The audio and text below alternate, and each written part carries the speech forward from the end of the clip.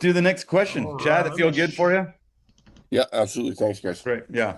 Hey, Adam, who is here? Hey, Adam, why don't you read your question for us? We'll get your voice in it.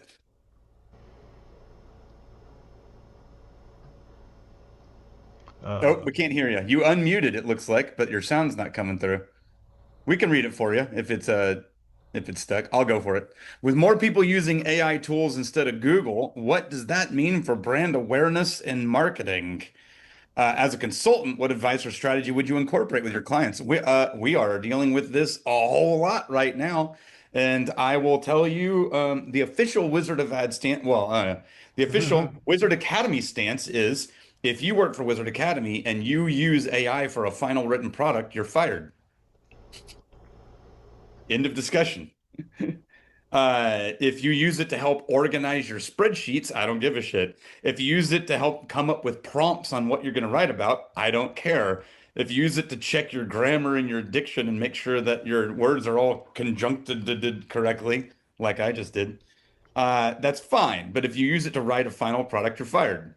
The Wizard of Ed's partner group is very close to similar, not as strongly worded as mine is, but it's very close to if you use AI for your final product, you prepare to be completely invisible because everybody else, that's what they're doing, right? Like right now, the other day, Dave and I were talking about this. I actually said this to Emma. I'm on LinkedIn, which is annoying as shit to me, but you know, but you post quite a bit. I know because that's the Mine, rules. mine's an empty Uh, wasteland. yeah. But in the last couple of weeks, I went I went to my son's high school graduation, and there were four speeches. The superintendent of all of Austin ISD, the principal of Bowie High School, and the valedictorian and the salutatorian. Three of those four speeches were so AI that you could smell it immediately, especially the administrators. Both administrators, their speeches were just pure AI.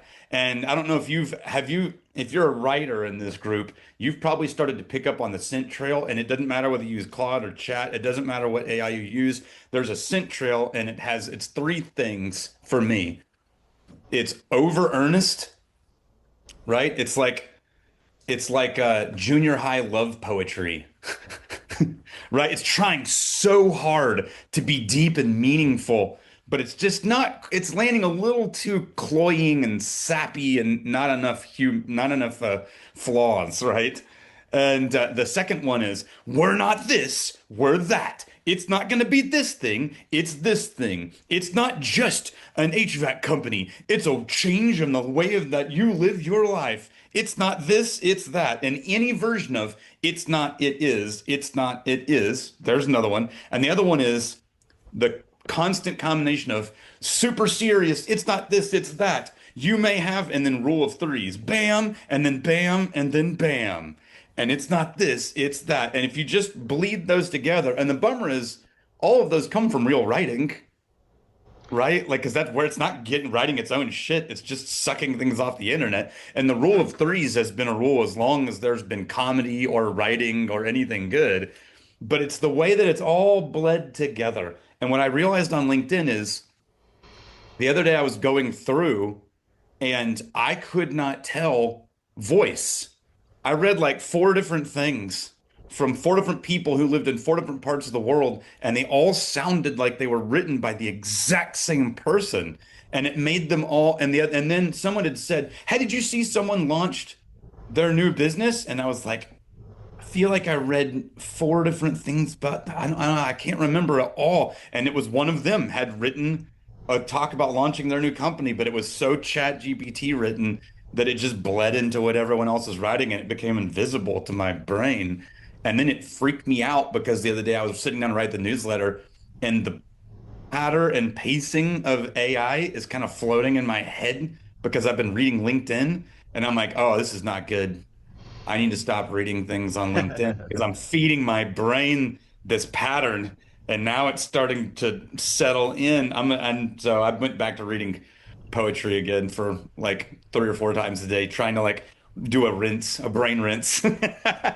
But what I would tell the I need a sense of your question, Adam. I don't know if your mic has gotten to working, but um, like, what is your advice? Clarify I, for me the exact question that you're asking.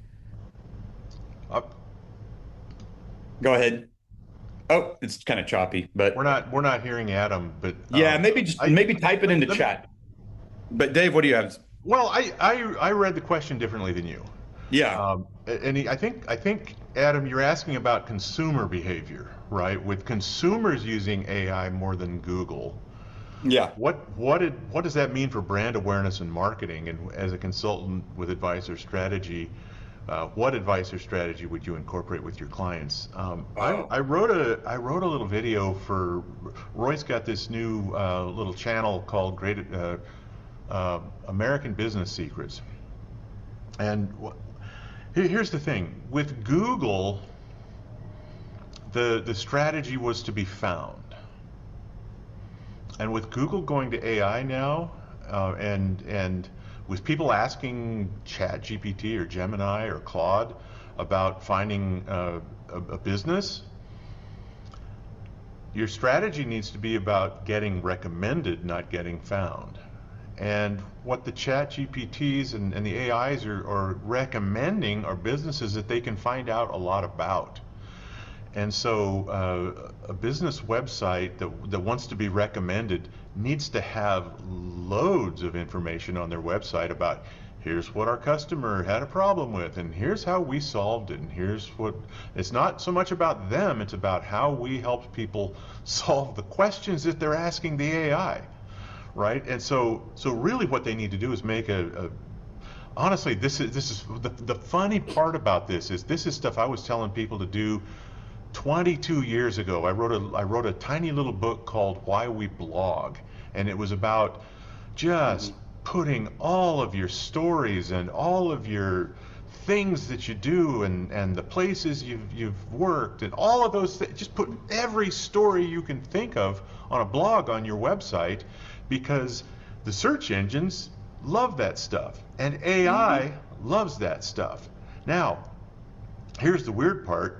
You could actually have an AI um, write up your stories if you gave them to them because at the end you're not asking consumers to read your blog, you're asking Google and the AIs to read your blog.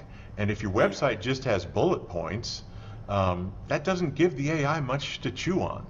But if your yeah. website has a lot of stories and answers to loads of questions, it gives the AI a lot of things to incorporate into its answers and says, you know what, this company over in I don't know where you are, Adam, but this company in Austin, they seem to have lots of answers to lots of questions, including yours. So I think you ought to maybe look into talking to them.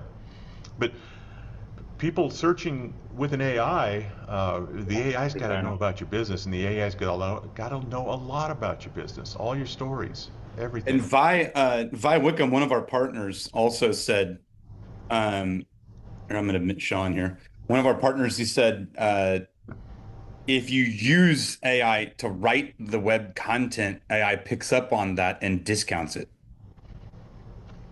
Yeah. It's actually, ironically, it it lowers the value of its own writing when it's trying to feed itself what it's supposed to be looking for.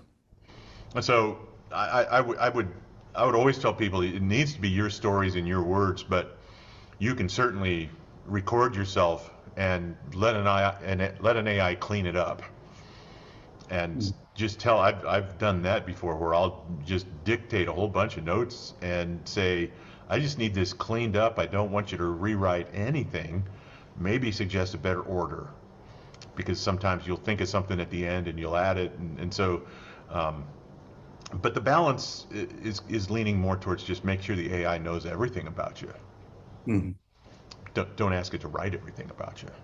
Um, Fair enough. Cool. All right, rock and roll. Thanks, Adam.